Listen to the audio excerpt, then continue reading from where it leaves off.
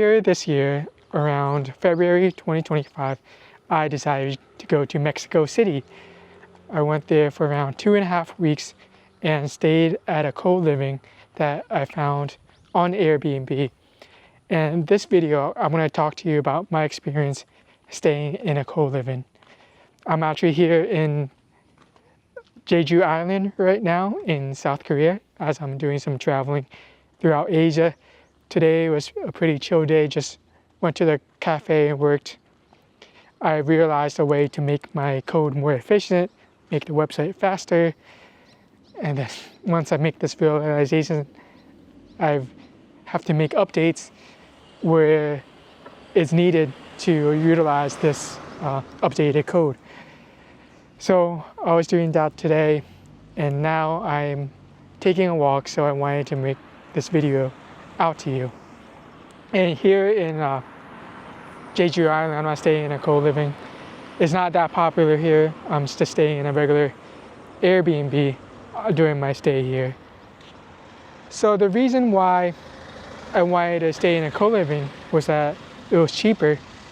And I was also thinking, this would be a good way to meet other digital nomads, other remote workers, network with them, maybe go out with them, make some friends, and decided to stay at one.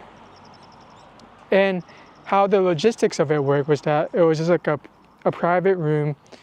There was like six stories in this building, and you get a private room with your own bathroom. And it's weird, it felt like this building used to be a parking garage or something, but based on how the building was set up. So there were 6 floors, and each floor has X amount of rooms. And in the middle of it, in certain floors, there's a community area where there's a kitchen where you cook, or a relaxing area. There was an office area on the first floor and also on the rooftop, which was cool. But the thing is, it wasn't as comfortable as I thought it would be. The rooms were close to each other, so you can hear people in the hallways. If they're in the community area, you can hear them talking at times. If people are cooking, you can smell the food if people are cooking. And these things could be annoying when you're trying to sleep and everyone has their own schedule, especially with other digital nomads where they have time zones to take into account while they live their life. One time, the rooms were next to each other and it's kind of thin. One time, the person next to me was showering and they had speakers blasting, and it was annoying because I could hear it while I was trying to sleep. One of the people staying there had a dog, so we heard the dog barking a couple times. So it gets kind of uncomfortable with the living situation because you're kind of close to a lot of people and you share common area with them. Then in the working area, the downstairs one, it was tough working because there was no windows, and I just feel uninspired when I'm working in an area where there's no windows. The rooftop was nice working there. However, there were times when there are people there hanging out, talking, so it's hard to focus. There are people smoking. Sorry, I almost tripped something on something.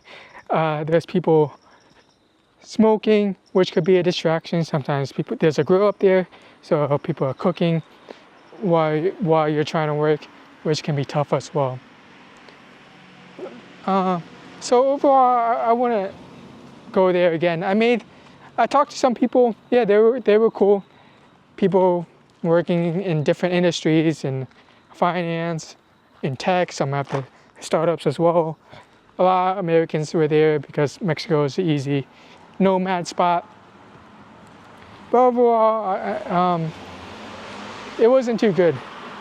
It was uncomfortable because your logistics and accommodations, one of the most important things. You have to feel comfortable. You need to be able to get proper rest. you need to be able to focus on working, and it just wasn't there. So I don't know about staying co-living in the future. I might stay again depending if there's a good discount on accommodation compared to the other options.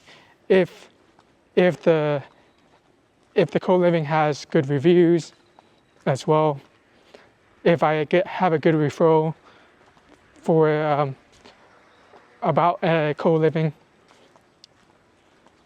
But other than that, I'd probably just stay in hotels or Airbnbs. And then here's the thing with hotels and Airbnbs. Hotels are actually kind of better if you're working remotely. Hotels are good if they have a lobby area where you can work. So it gives you another place where you can work outside of the room, outside of cafes, outside of co-working places. Because a lobby place is always open. It's a reliable place to work. Sometimes you feel cramped in your room. So lobbies are good with hotels, and hotels are nice that they can do cleaning at times. But hotels at times lacks kitchens that you might need. So especially just compare the pricing for hotels and Airbnbs, because sometimes Airbnbs aren't worth it. Hotels are a better value for it. So I will lean towards hotels if that's an option while traveling. So that's just my experience with accommodation while traveling, because you need to find something comfortable. You need to find a place affordable as well, where you can get a good deal, where you can rest up after traveling all day. So that's all I wanted to talk to you about today. Stay tuned for more videos as I talk about the journey of traveling, working remotely, and business as well.